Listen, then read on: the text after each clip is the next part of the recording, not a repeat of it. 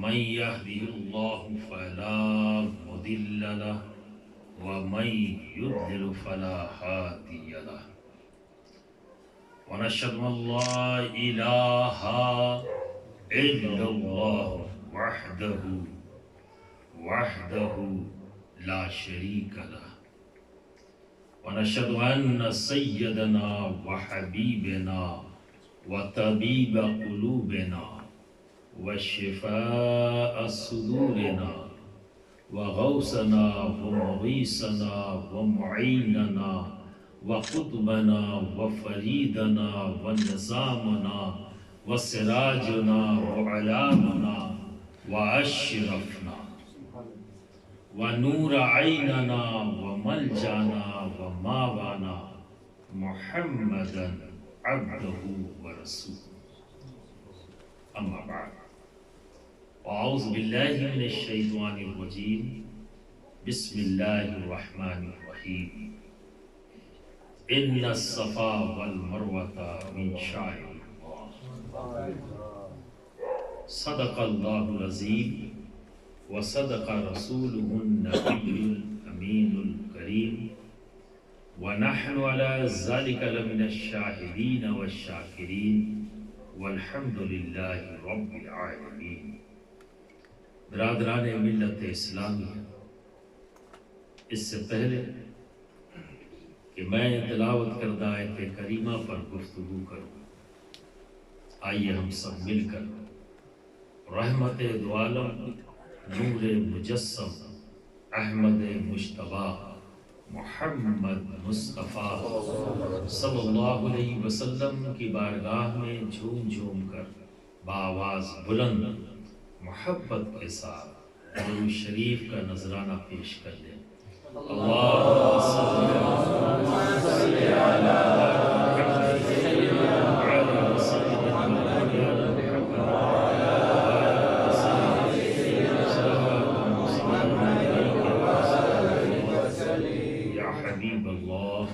یا حبیب اللہ۔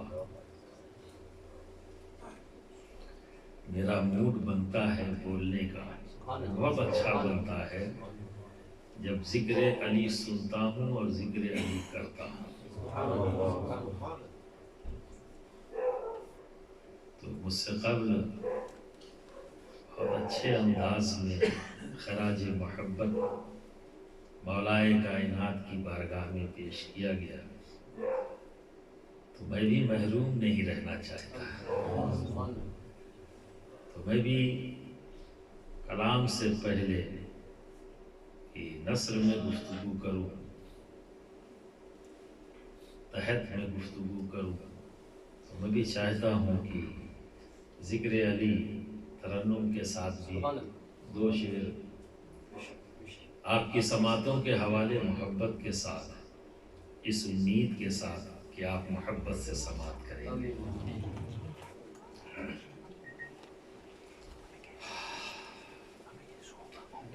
میری بگڑی بنانے کو علی کا نام کافی ہے،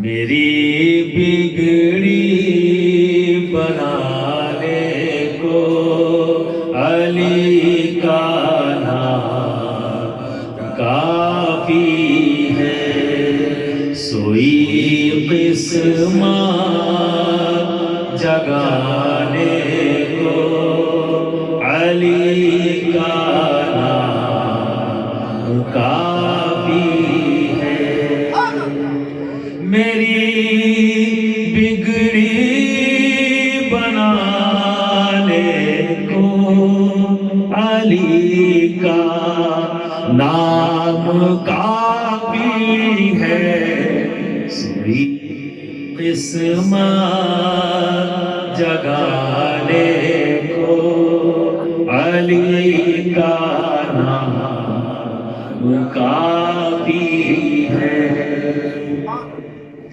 علی کا ذکر کر کرتا ہوں عبادت ہے یہی میری علی کا ذکر کرتا ہوں عبادت ہے یہی میری خطائیں بخشوانے کو خطائیں بخشوانے کو علی کا نام کافی ہے میری بگڑی بنانے کو علی کا نام کافی ہے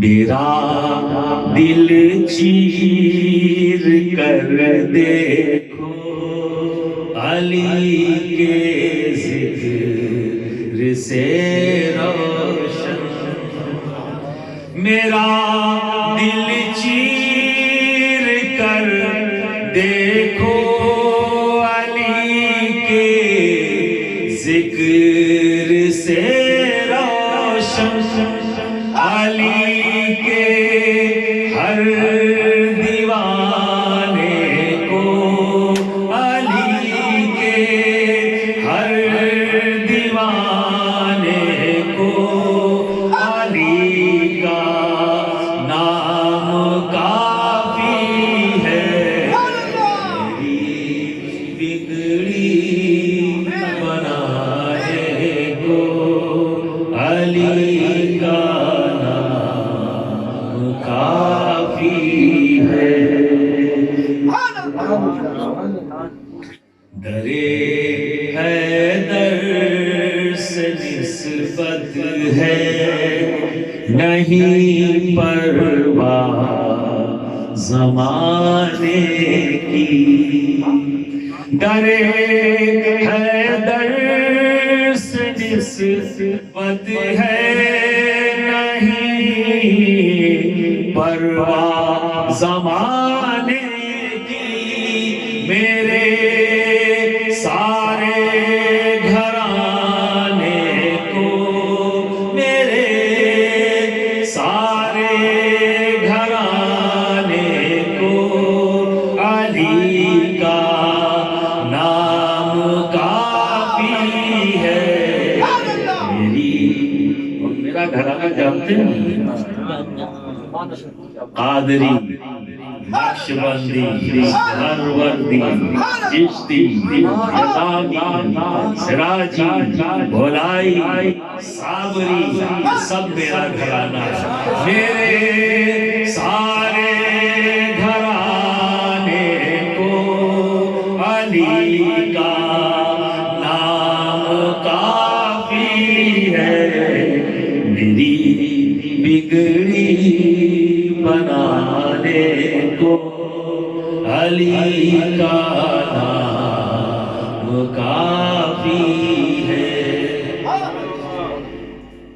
درے اشراف سے نسبت ہے نہیں پرواہ زمانے کی درے اشرف سے نسبت ہے نہیں پرواہ زمانے کی میرے سارے مریدوں کو میرے سارے مریدوں کو علی کا نام کافی ہے بنانے کو علی کا نام کافی ہے سوئی قسمت جگانے کو علی کا نام کافی ہے زمانہ روٹھ جائے گر مجھے پرواہ نہیں سید، زمانہ روٹھ جائے گر مجھے پرواہ نہیں سید، میری عزت بچانے کو، میری عزت بچانے کو علی کا نام کافی ہے، میری بگڑی بنانے کو علی کا نام کافی ہے، سوئی قسمت جگانے کو علی کا نام کافی ہے۔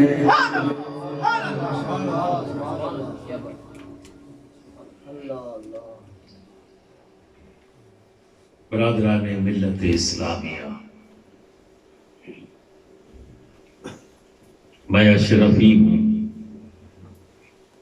اور فخر کرتا ہوں،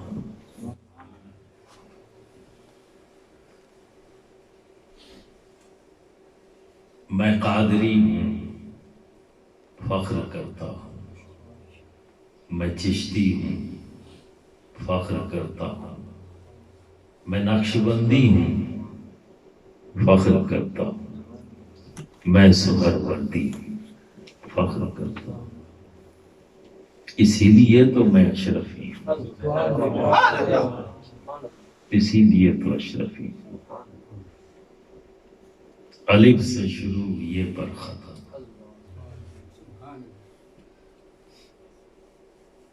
میرا مخدوم جس کی غلامی کا پٹا میری گردن میں ہے،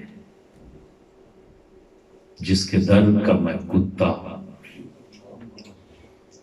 اور جس کے پھینکے ہوئے ٹکڑے پر صرف میں ہی نہیں میرا خاندان بنتا ہے، اور فخر کرتا ہوں کہ رب نے اتنا فضل کیا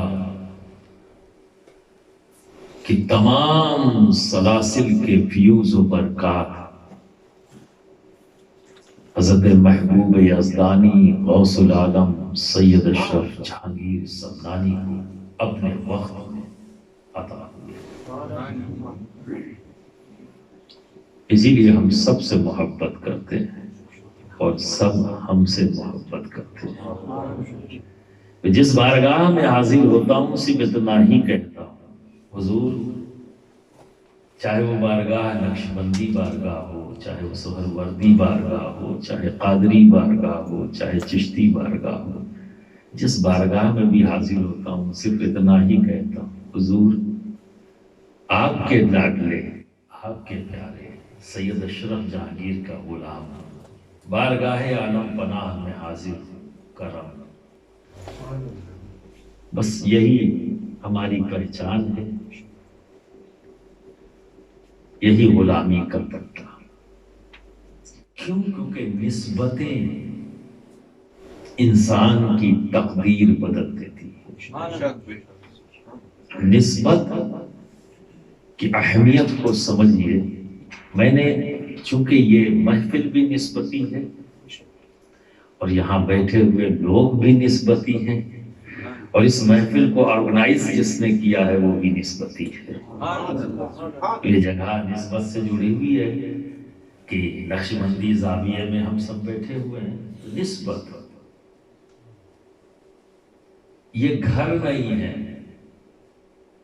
ہوگا کسی کا گھر لیکن اس وقت یہ گھر نہیں ہے، یہ خانقاہ ہے، یہ زاویہ ہے۔ نسبت جڑ جائے تو کنکریٹ کا مکان کسی کے لیے گھر ہے، اس میں کوئی فرق نہیں آیا، یہ سیمنٹ سے بنا ہے، اس میں آئرن یوز ہوا ہے، گھر ہے، کسی آرکیٹیکٹ نے ڈیزائن کیا ہے،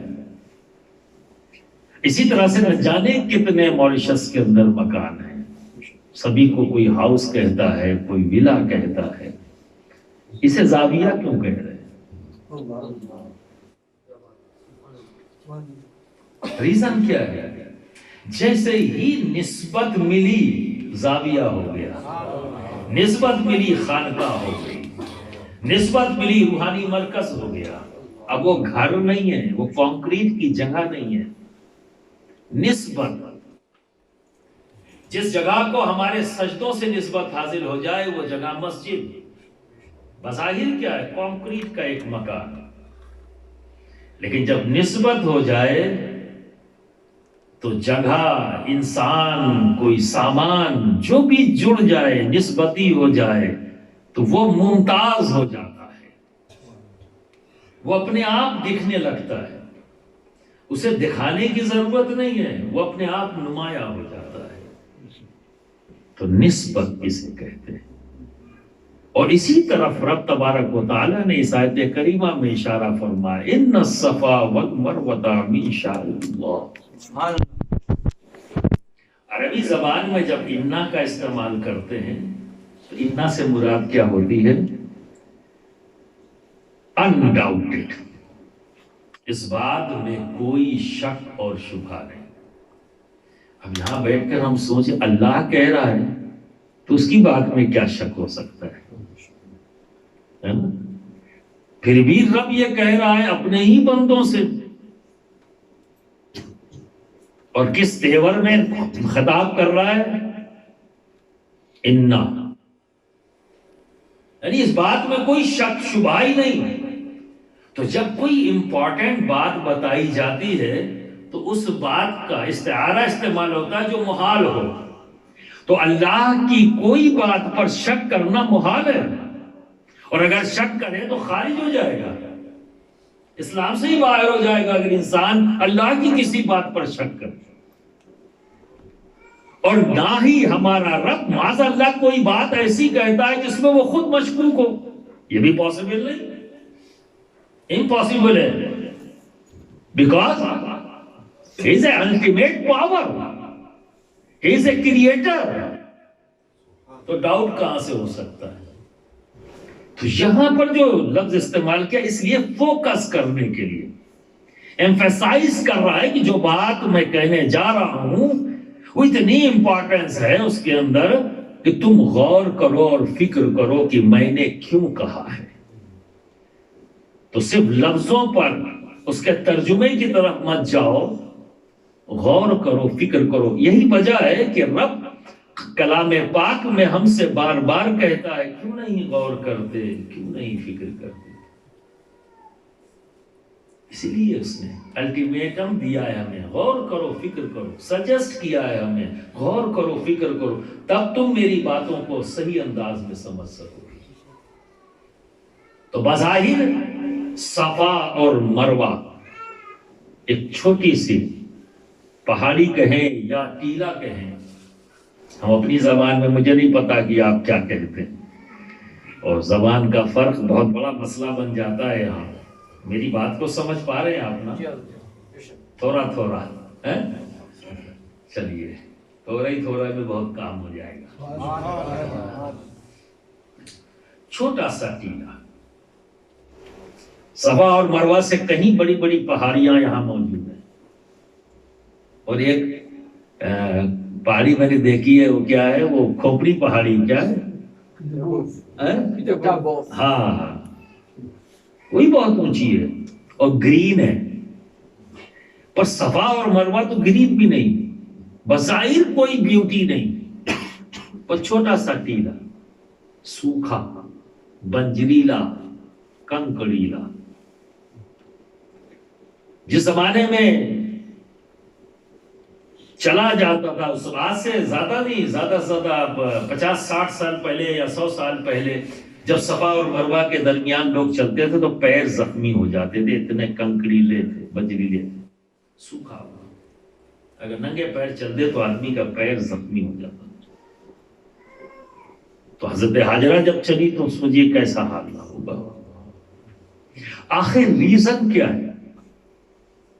اور ہم یہ بھی دیکھتے ہیں کہ دنیا کی ہر ماں، حضرت حاجرہ ایک ماں ہے، اس کا بیک گراؤنڈ میں واقعہ تو آپ لوگ جانتے ہوں گے، بس صرف ذہن کو لے جانے کے لیے میں کہہ دوں کہ حضرت ابراہیم کو اللہ رب العزت نے حکم دیا حضرت حاجرہ اور حضرت اسماعیل کے لیے کہ جاؤ اور وہاں انہیں چھوڑ دو،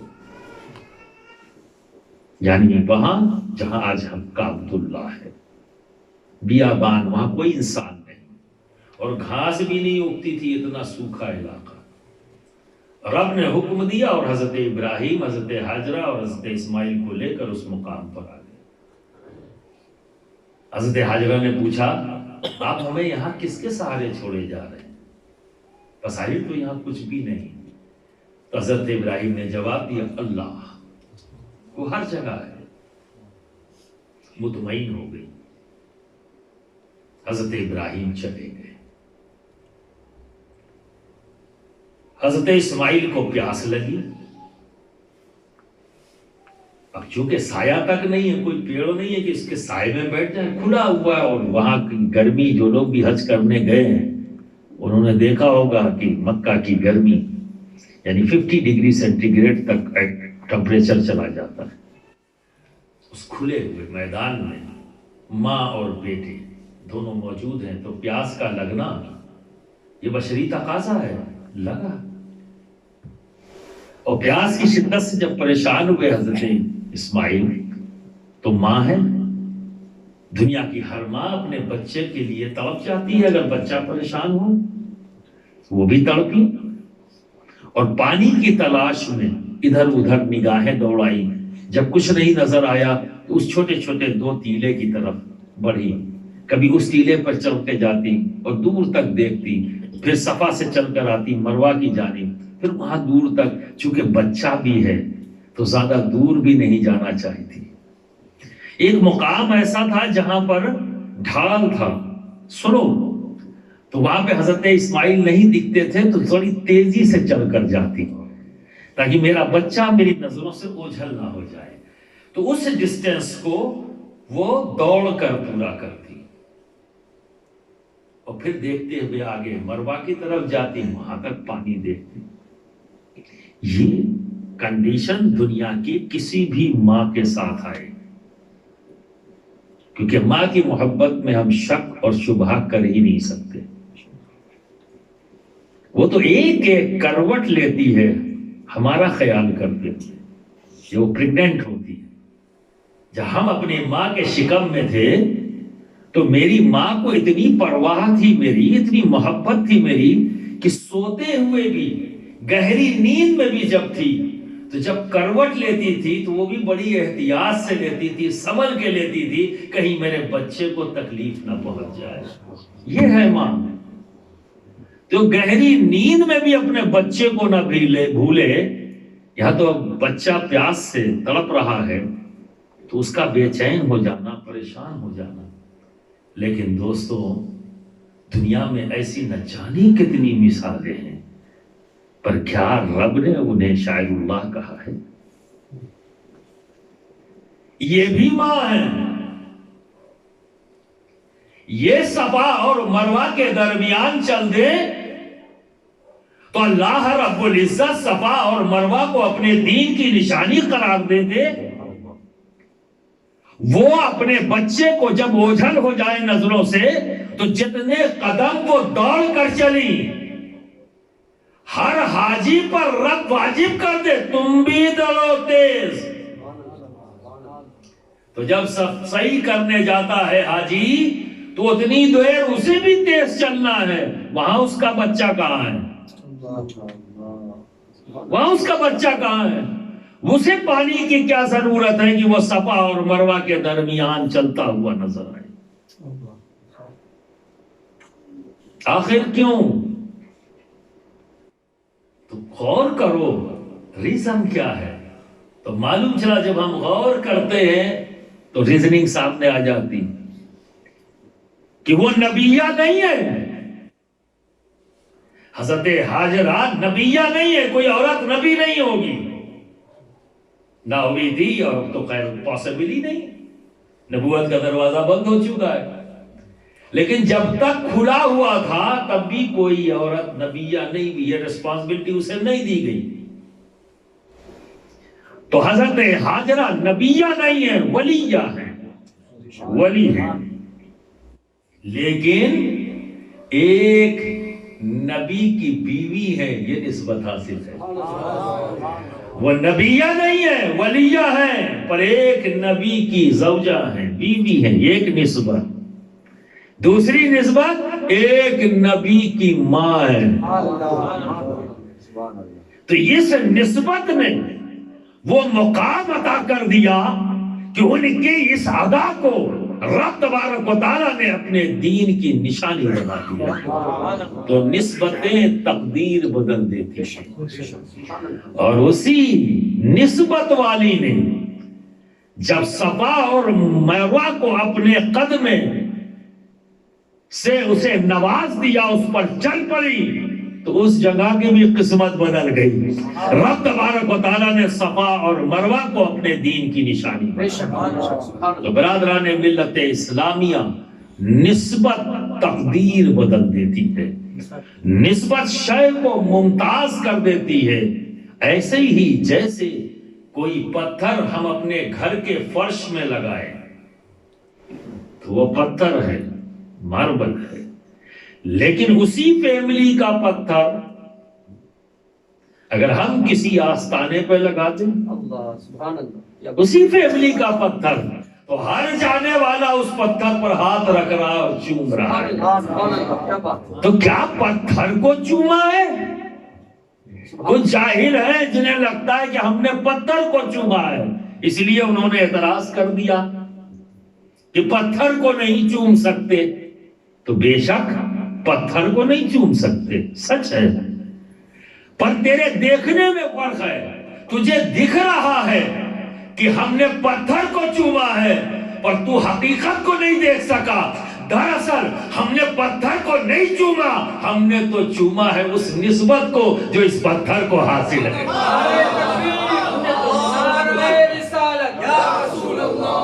ہم نے تو نسبت کو چوما ہے، یہ نہیں دکھا. اور یہ نص سے ثابت ہے، نص ہے اس کے لیے. اگر غور کرتے، فکر کرتے تو تمہیں جواب مل جاتا کہ یہ کسی انسان کی سوچ کا نتیجہ نہیں ہے. یہ تو رب ہی نے ہمیں بتا دیا ہے کہ نسبتیں شے کو ممتاز کر دیتی ہیں، نسبتیں شے کو ممتاز کر دیتی ہیں.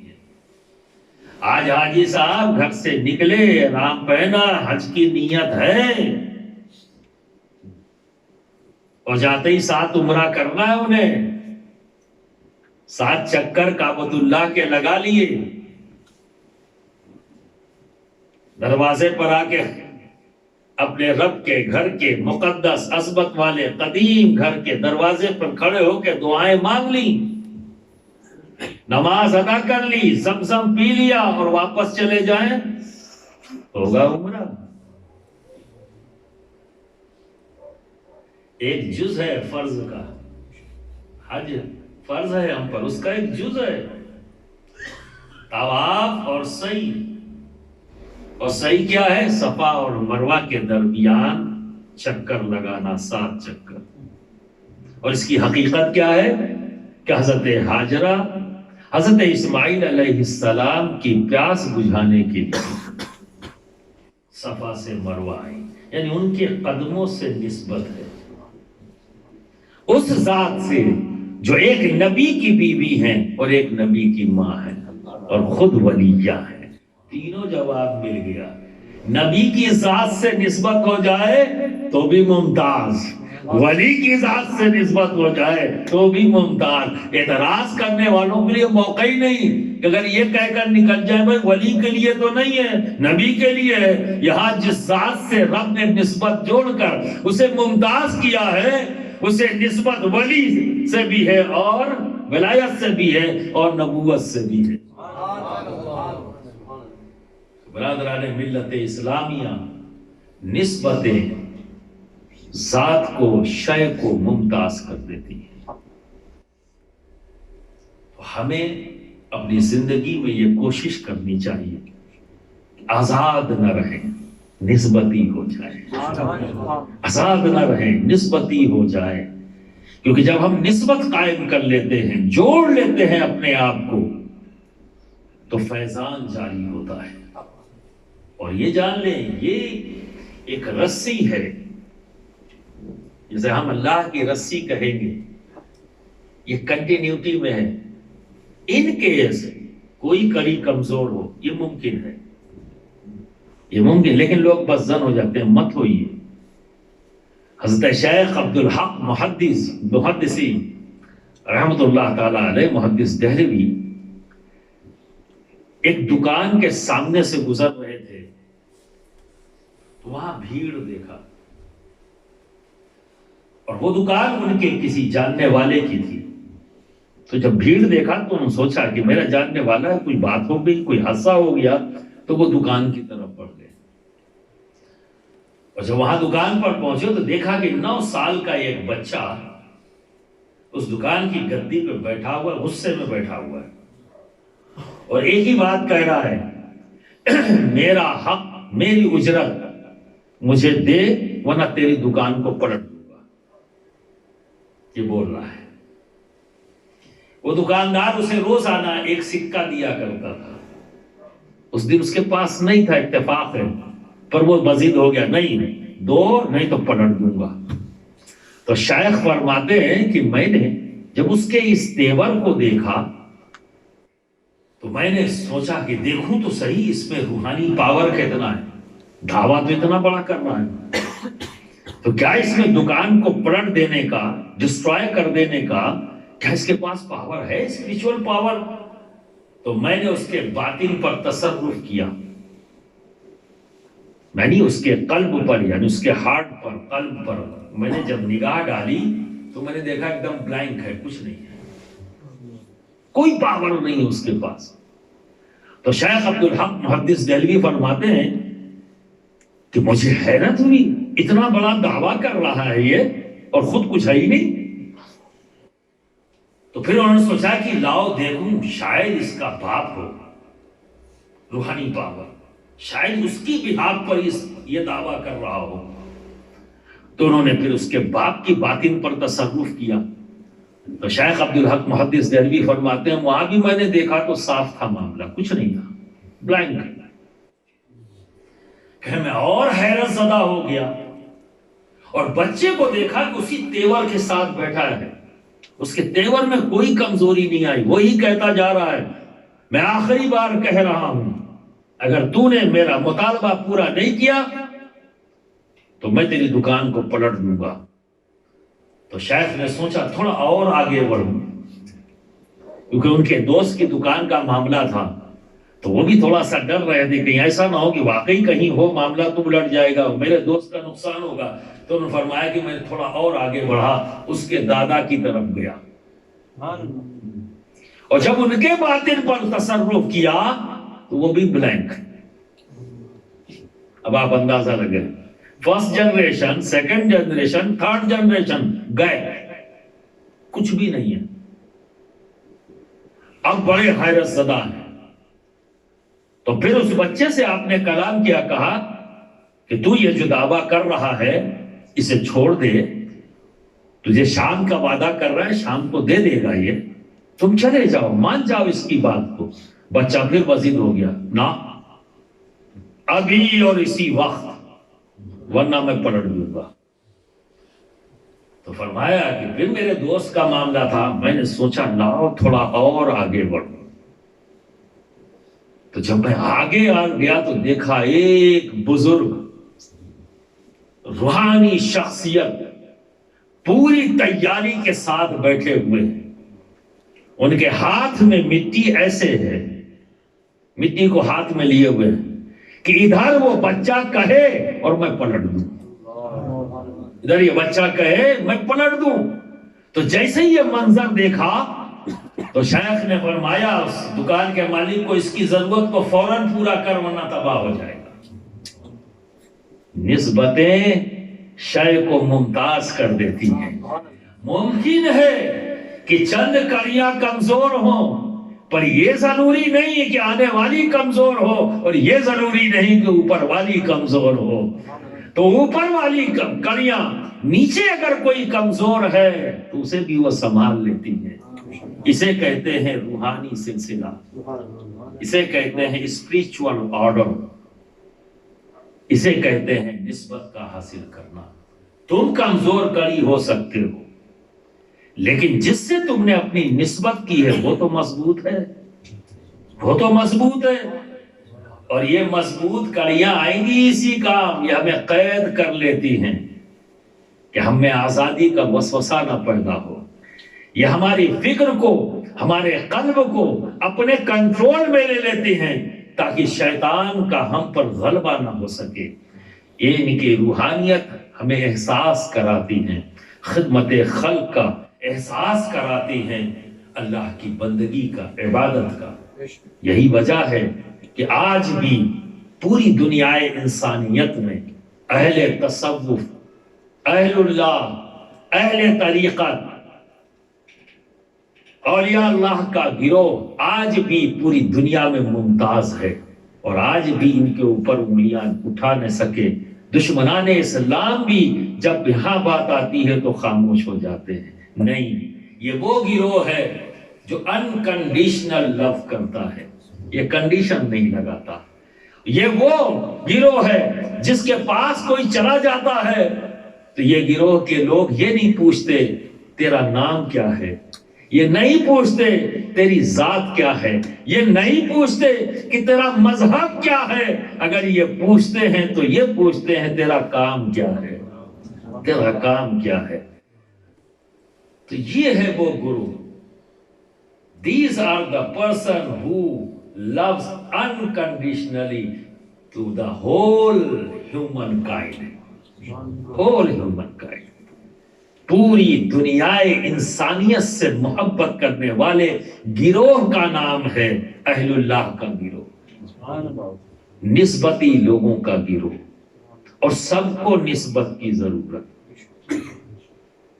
میرے غریب نواز کے پاس کس چیز کی کمی ہے نا, بظاہر کس چیز کی کمی, علم بھی تھا, ٹھیک ہے, متقی تھے, پرہیزگار تھے, اچھی فکر تھی, اچھی سوچ, پھر انہوں نے کیا ضرورت تھی نسبت حاصل کرنے کی. کیوں بیعت دیا؟ بیعت کا مطلب نسبت حاصل کرنا. اور حضرت خواجہ عثمان ہارونی کی انہیں بھی ضرورت ہے. میرے غوث کو جو روئے زمین کا تمام اولیاء کرام کا سردار جسے بننا ہے, جسے سردار بننا ہے, گروہ اولیاء کا وہ لیڈر. لیکن آپ دیکھیں انہوں نے بھی نسبت حاصل کی ہے. جب نسبت حاصل کر لی تو پوری روئے زمین کے اولیاء کرام کے سردار بن گئے. نسبتیں تقدیر بدل دیتی ہیں, نسبتیں شے کو ممتاز کر دیتی ہیں. اسی لیے ہر محفل جس میں آپ جاتے ہو, شادی بیاہ بھی محفل ہے نا, آپ کے بچے کی برتھ ڈے ہے تو بھی محفل ہے.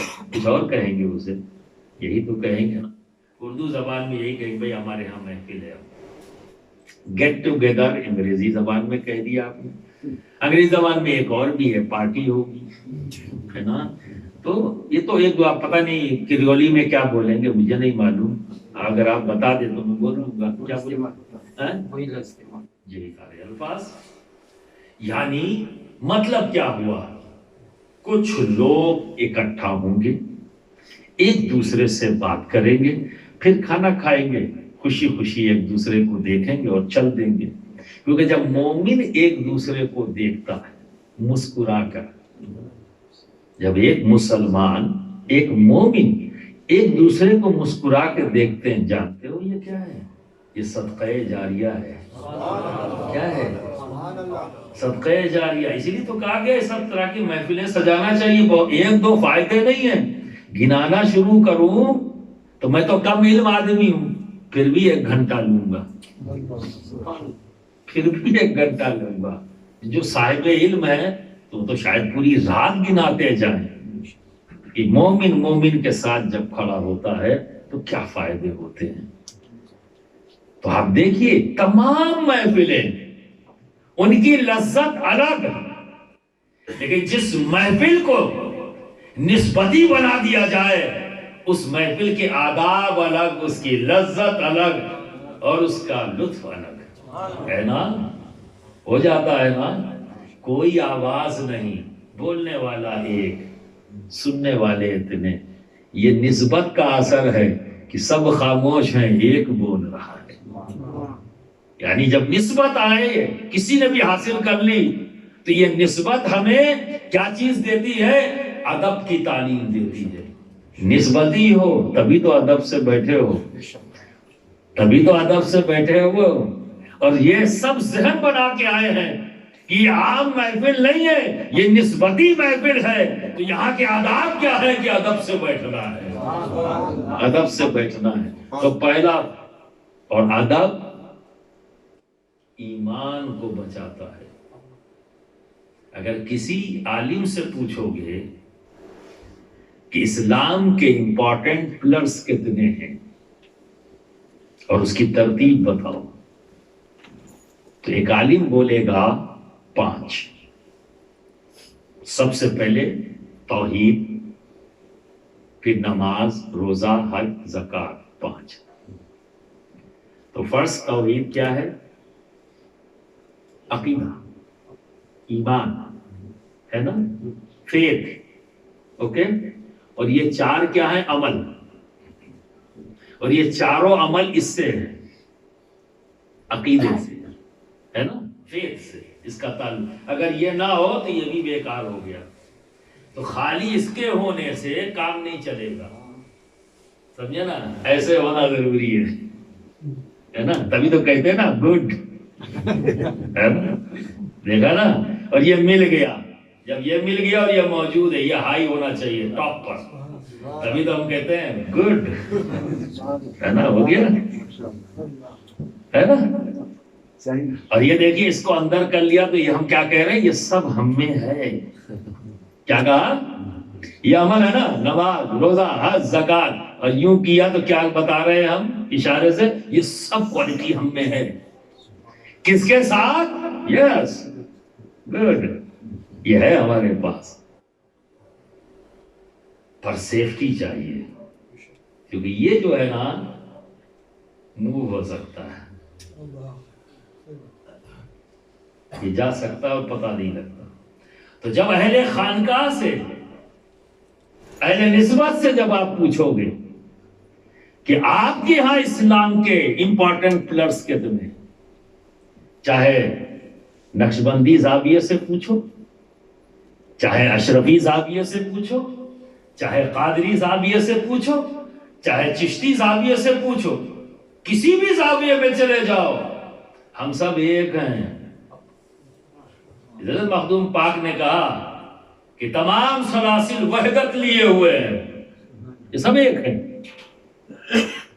ایک ہی دریا سے نکلی ہوئی نہریں ہیں اور واپس وہیں پہنچ جائیں گے. ٹھیک ہے. وہ دریا کون؟ مولائے کائنات. اسی لیے تو ہر زاویے میں بات شروع ہی ہوتی ہے بعد تلاوت، بعد نعت، پھر تو وہی ہے علی مولا، علی مولا، علی مولا، علی مولا.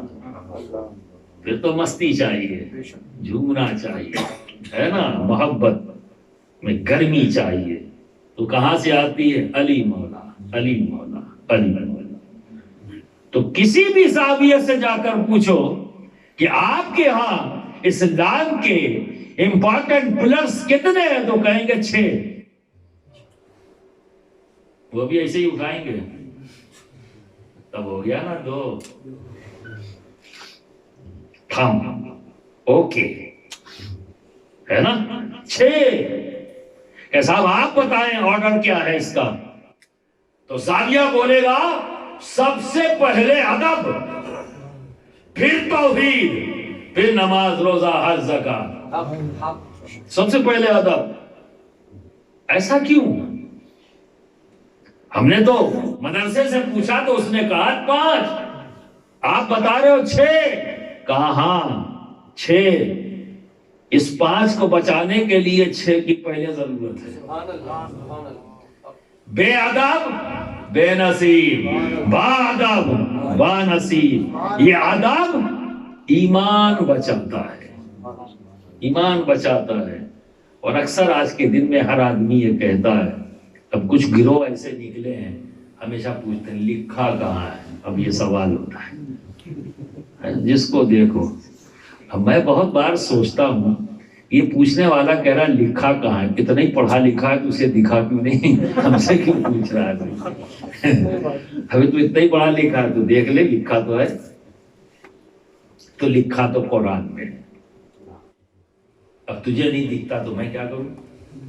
اب کیا میری یہ بھی ذمہ داری گردن میں ہاتھ ڈال کے کہوں دیکھ دیکھ دیکھ یا لکھا تو پڑھا کیا تم نے؟ اگر پڑھا نہیں ہے تو تیرے بتانے سے کوئی فائدہ نہیں، اور پڑھا ہے تو تجھے دکھا کیوں نہیں؟ دکھا اسی لیے نہیں کہ وہی چیز تو غائب ہو گئی تیرے پاس، اسی لیے تو بہت کچھ نہیں دکھ رہا ہے. اور وہ کیا ہے؟ ادب. اگر اس کی امپورٹنس تیرے اندر ہوتی تو واقعی تو دیکھتا. بس آخری بات کیونکہ وقت کافی میں نے لے لیا آپ لوگوں کا. پریشانی تو نہیں ہے نا؟ کیونکہ ایکچولی ہم لوگ عادی ہیں ہندوستان میں بولنے کی، تو 1.5-2 گھنٹے کے بعد سوچتے ہیں کہ اب رکنا ہے. تب تک بدن میں پوری گرمی نہ آ جائے اور پسینہ نہ ٹپکے تو تقریر کا مزہ ہی نہیں ہے. تو ہیبٹ ہو گئی ہے ہم لوگوں کی. حضرت موسیٰ علیہ السلام اور فرعون کے درمیان مقابلہ ہوا. اس نے مقابلہ کرایا، عاجز آ چکا تھا کیونکہ وہ اسلام قبول نہیں کرنا چاہ رہا ہے، اور حضرت موسیٰ بار بار دعوت دے رہے اور پاپولرٹی بڑھتی چلی جا رہی ہے، لوگ ماننے لگے.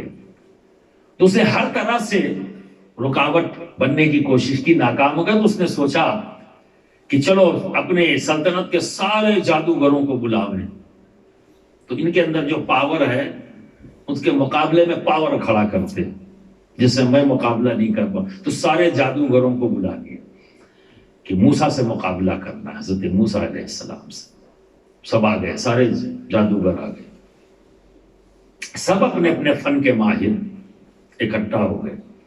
گھر سے کس نیت سے نکلے؟ مقابلے کی نیت سے. بلائے کس لیے گئے؟ مقابلے کی نیت سے. سامنے کھڑے ہوئے مقابلے کی نیت سے. حضرت موسیٰ علیہ السلام بھی پہنچ گئے. ٹھیک ہے، اب فرعون کہتا ہے مقابلہ شروع کرو. تو جو جادوگروں کا جو لیڈر تھا اس نے معلوم کیا کہا؟ اے موسیٰ، کیا آپ ہمیں اجازت دیتے ہیں کہ ہم جادو شروع کریں؟ کیا کہا اس نے؟ کہ اے موسیٰ، کیا اجازت دیتے ہیں کہ ہم شروع کریں؟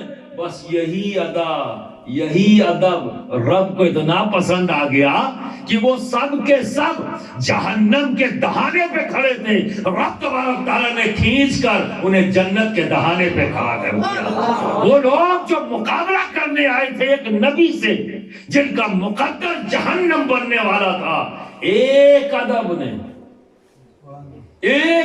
نے انہیں صحابی بنا دیا، ایک ادب نے انہیں غازی بنا دیا، ایک ادب نے انہیں شہید بنا دیا، مومن بنا دیا، مومن بنا دیا. اسی لیے اہل طریقت، اہل تصوف، اہل اللہ کے ہاں جب پوچھا جاتا ہے تو کہا جاتا ہے 6 پہلے ادب، کیونکہ ادب ایمان کو بچاتا ہے اور پروٹیکٹ بھی کرتا ہے اور دیتا بھی ہے، دونوں چیزیں ہیں. تو برادران ملت اسلامیہ، نسبت تقدیر بدل دیتی ہے، نسبت شے کو ممتاز کر دیتی ہے. تو ہم سب کو چاہیے کہ ہم اپنے آپ کو آزاد نہ چھوڑیں. ٹھیک ہے، آزاد چھوڑیں گے تو کوئی بھی ٹرائی مارے گا.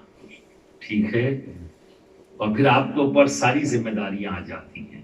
لیکن جب ہم نسبت قائم کر لیتے ہیں تو 1-2 ذمہ دار نہیں، جدھر بھی پیار سے محبت سے نگاہ اٹھاؤ، دنیا کا ہر گنبد والا تمہارا وارث نظر آئے گا، ہر گنبد والا تمہارا وارث تمہاری زبان میں بول دیا، یعنی ہر اللہ کا نیک بندہ، ولی اللہ کا گروہ تمہارا وارث نظر آئے گا، جس کی طرف بھی رجوع کرو گے وہ فیضان لٹائے گا، تمہاری ضرورتوں کو پورا کرے گا اور تمہاری بہتری کے لیے اپنے رب کی بارگاہ میں دعا کرے گا۔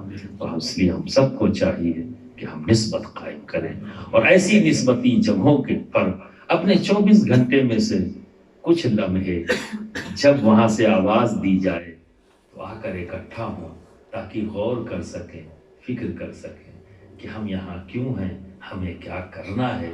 کیونکہ ایسے زاویوں میں جب آپ بیٹھتے ہو تو وہاں انہی سب چیزوں پر باتیں ہوتی ہیں، غور ہوتا ہے، فکر ہوتا ہے، محبت کو بڑھانے کا طریقہ بتایا جاتا ہے، محبت کا انداز دکھایا جاتا ہے، محبت کا اظہار ہوتا ہے، جس کا کچھ نہ کچھ اثر چاہے وہ تھوڑی ہی دیر کے لیے کیوں نہ ہو پر ہوتا تو ہے نا۔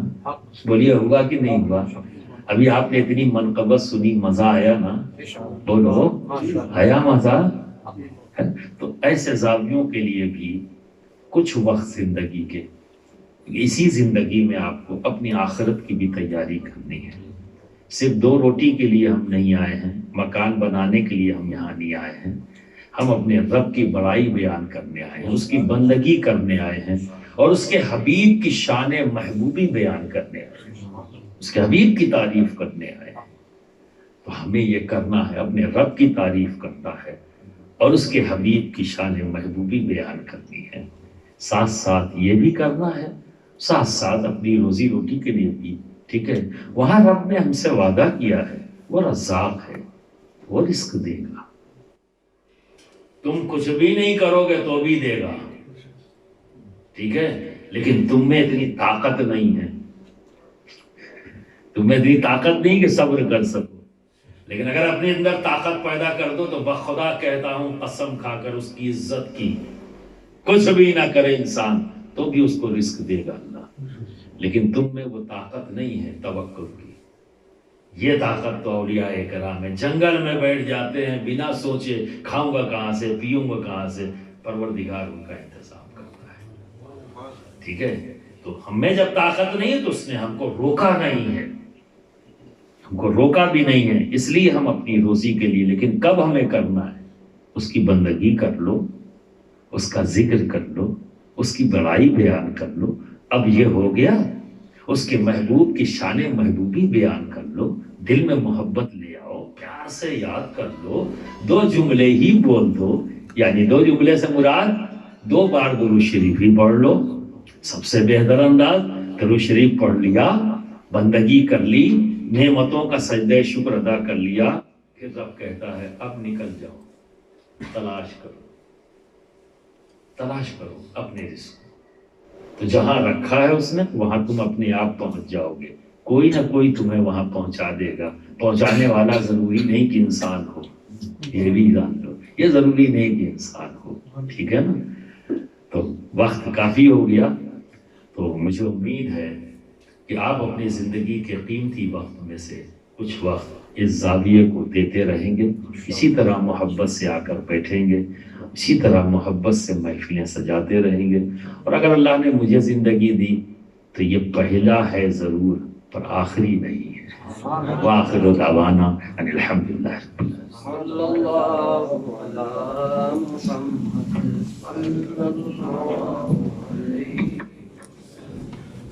صلی اللہ علی محمد صلی اللہ علیہ شہزاد